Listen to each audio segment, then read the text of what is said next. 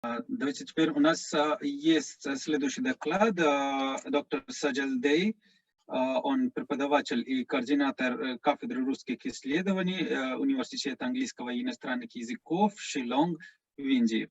Его тема Teaching in the time of COVID-19, the flu experience. Sajal Dey, профессор Sajal Dey. Мы вас слушаем. Да. Окей. Начнем? Can I start? Пожалуйста. It's okay. Это слышно? Да, все слышно. Мне очень плохо слышно, фактически не слышно. Dr. Sajal, we request you to speak a bit louder or near to the mic. Соединиться. Но я буду говорить по-английски. Teaching in the time of COVID-19, the flu experience. The calamities like this makes everything, important and throws them in a kind of turmoil, and how to get out of that turmoil.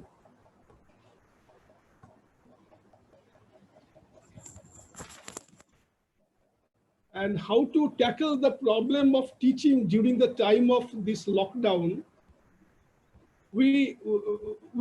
I'm trying to explain you our own experience at the Shillong campus.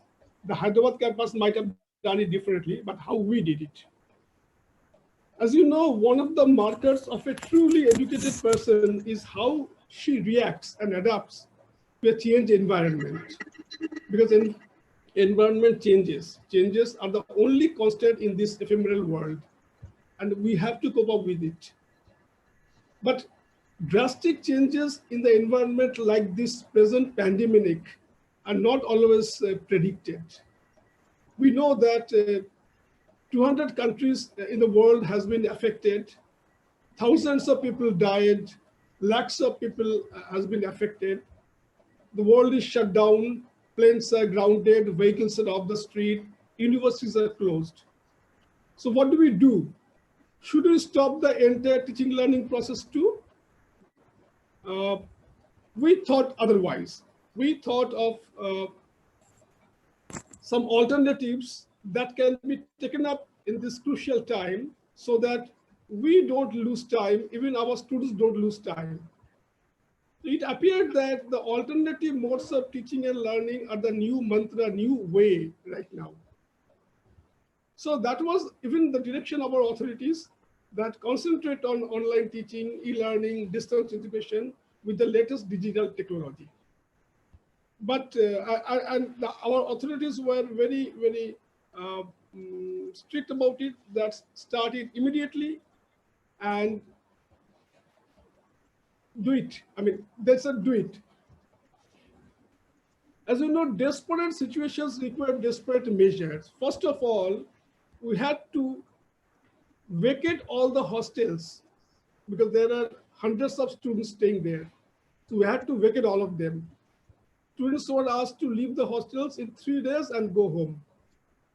But please remember, we are in the northeast point of India, and most of our students come from southern India, particularly from Kerala.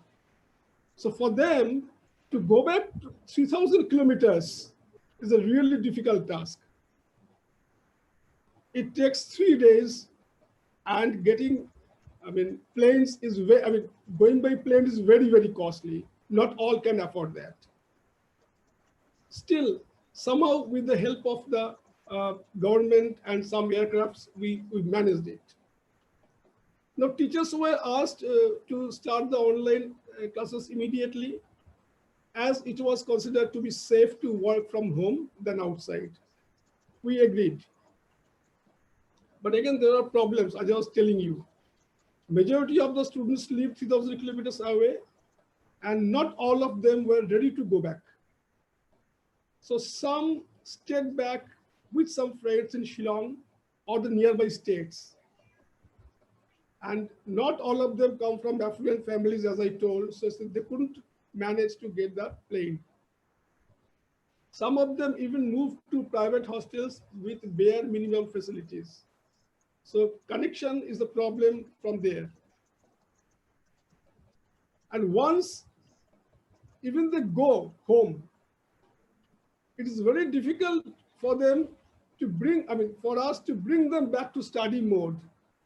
Many of them thought it's a kind of vacation. After we tried a lot, once brought into study mode, it was found that some of them did not carry their books and other material, expecting to return very soon. Initially, it was told that it will be 15 days only. But now the lockdown is about 1 month. Some of them are not prone to technologies and usually avoided them. Some students could not afford a personal computer, costly smartphones. As you know, Sonu, we are a central university and we get students from all walks of life, all parts of India. And so there are some very, very poor students. They said, sir, we don't have a personal computer and our smartphone is not smart enough to connect with you. Some could not get connected online in remote areas because of local network problems. Because not all service providers are giving sufficient connectivity. Now, as a central university, as a public university, we are committed to all sectors of population. So we started to do kind of compromise. We started uploading and accepting assignments, not only on Google Classroom as usual. We usually take the classes in Google Classroom, but also on WhatsApp and email. We allowed. We uploaded and also got assignments through WhatsApp and email also. Luckily, most of our teachers, they took different courses and workshops on MOOCs, e-content development, open resources, and online teaching methods. But they were not using it all the time. This was only as an augmentary. This was complementary. It was helping the face-to-face mode. Now, when this thing started, this pandemonium, you can say, then our authorities started to conduct some short lectures, both online and offline, on campus, on alternative modes of education for those who are still not initiated. And right now, from 31st to 3, I think, an intensive online workshop is being conducted by QASPIR UK, Quality Assurance Strategic Planning Institutional Research, to train us on this online teaching for those who have not done it earlier. At the same time, we want to see the students' view also. How do they see it? So our Department of Journalism and Mass Communication, they have come out with a survey to be done among students to find out the level of acceptance of online teaching. One of the questions is that, do you think that this thing can continue and replace the face-to-face teaching? So that was the last question in that. Personally, I have been using the blended learning methods very successfully. For us, online teaching methods as complementary to face-to-face is not unknown. Like teaching them in the class face-to-face, I always give them some link or some videos from YouTube or some other sources so that they can take it back or see it later on, and I don't have to repeat the same thing again and again. Now the question is whether complete online teaching is feasible and acceptable to all concerned. This blended mode we think has become successful, at least in our campus. But I have a hitch that authorities are trying to make online teaching the frontline teaching. Now we all know the benefits of online methods. I'm just naming a few. It saves the pain for the teacher of repeating the same thing again and again. Particularly when you are doing a class in BA, we have Russian in BA also, And then again in the afternoon, you are repeating the same thing to COP students.